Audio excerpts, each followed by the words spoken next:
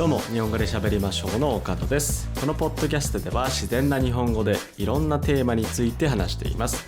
このエピソードのスクリプトを読みたい人はぜひパトレオンをチェックしてみてください。よろしくお願いします。はい。実はこの前3日間ぐらい僕、福岡に旅行に行ってきたんですよ。なので今日は僕が行った福岡旅行について話したいと思います。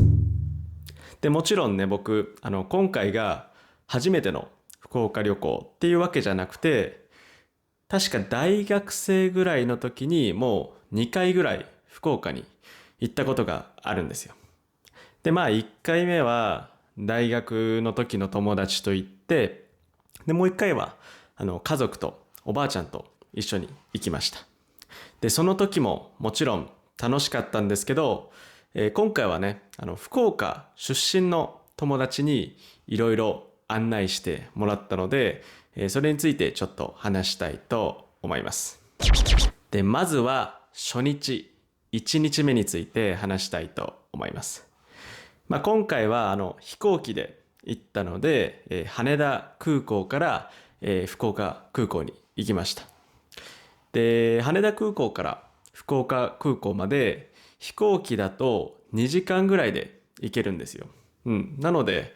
東京の近くに住んでる人は結構旅行しやすいですよね。で、昼過ぎぐらいに飛行機に乗って、午後2時とか3時ぐらいに福岡に着いたと思います。で、まず思ったのは、福岡空港ってめちゃめちゃ便利なんですよ。なんで便利かというと、福岡空港と福岡の中心地博多ってすごい近いんですよ。電車に乗ったら福岡空港から博多駅まで5分ぐらいで行けちゃうんですよ。なのでめちゃめちゃ便利ですよね。で、駅も本当に空港の中にあって、もうすごい行きやすい、乗りやすいし、博多まですぐ行けちゃうし、結構ね、旅行するときに街によっては空港から中心地がすごい遠い場合ってよくあると思うんですよ。でも福岡の場合は福岡の中心から空港までめちゃめちゃ近いんです。なのでめちゃめちゃいいなと思いました。で、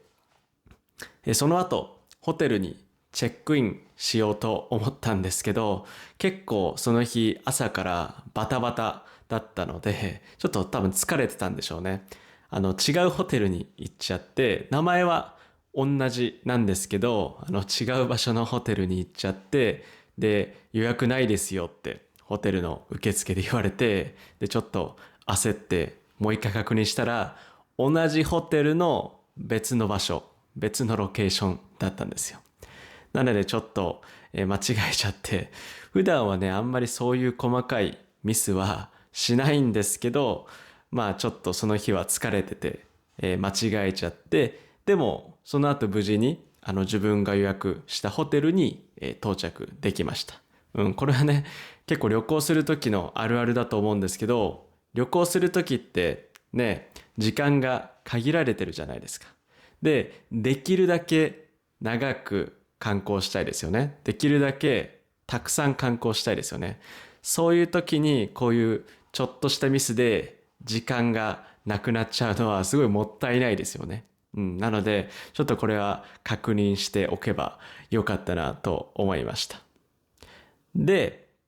ホテル無事チェックインして、その時はもう日が落ちるか落ちないかぐらいの時間で、ちょうど夕方手前ぐらいの時間だったんですね。なので、福岡で有名な、屋台通りというのを見に行きました。皆さん屋台って何かわかりますかね。屋台っていうのはなんか小さい家みたいな形の、移動できるお店です。結構ね日本のお祭りとか行ったことある人は屋台どんなのかわかると思うんですけど、福岡ではそれが有名で、夜になるとその屋台をその屋台の人が持ってきて、でそこで、いろんなご飯が食べられるんです。で僕が福岡旅行に行ったのはたまたま3連休の時だったんですよ。土曜日、日曜日、月曜日が休みの3連休の時に行っちゃったので、すごい人がいっぱいいたんですよ。なので屋台に行った時もものすごい長い行列ができてて、実は入れなかったんですよね。なのでそれはちょっと残念だなと思ったんですけど、まあでもね、その夜の街を歩いてたら、たくさんね、路上ライブとかやってて、めちゃめちゃ賑やかでした。なので、本当に福岡に行って1日目の夜に感じたのは、やっぱ福岡の夜は賑やかだなって思いました。今言った路上ライブもあるし、屋台もたくさんあるし、ただ歩いてるだけだったんですけど、めちゃめちゃ楽しかったです。でね、ちょうど運よくその時期に中洲祭りっていうお祭りもやってたんですね。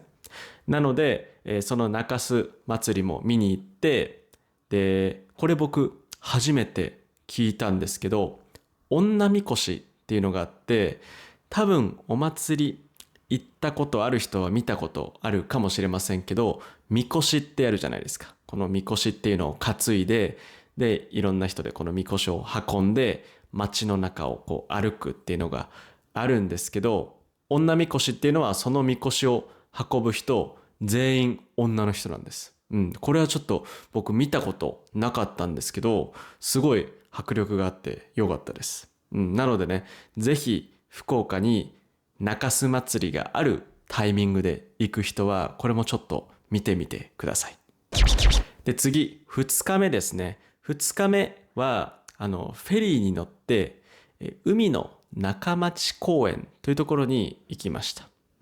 すごいめちゃめちゃ大きい公園で、公園の中にはすごい綺麗な花畑とか、動物の森とか、自転車を借りてサイクリングしたりできるんです。そういう場所なので、子供連れの家族がすごいたくさんいて、めちゃめちゃ賑わってました。でね、僕も自転車を借りてちょっと公園の中をサイクリングしようと思ったんですけど、もうそれもすごい行列ができてて、ちょっと僕は借りれなくて、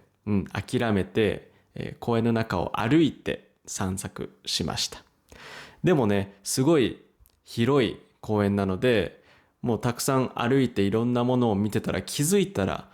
夕方ぐらいになってたので、フェリーターミナルに戻って、で博多の方に戻って、で晩ご飯を食べました。でね、福岡でご飯を食べて僕が感じたのは、特に漬物が美味しいなって思いました。例えば福岡で有名な漬物で言うと、高菜の漬物とか、これは福岡なのかわからないんですけど、多分九州で有名な壺漬けっていう漬物があったりして、で僕はもともとものすごいお漬物が大好きなんで、なので、漬物もすごい楽しめました。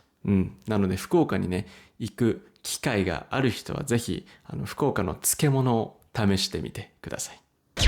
で最後ですね、3日目はね、福岡の友達と旅行してたんですけど、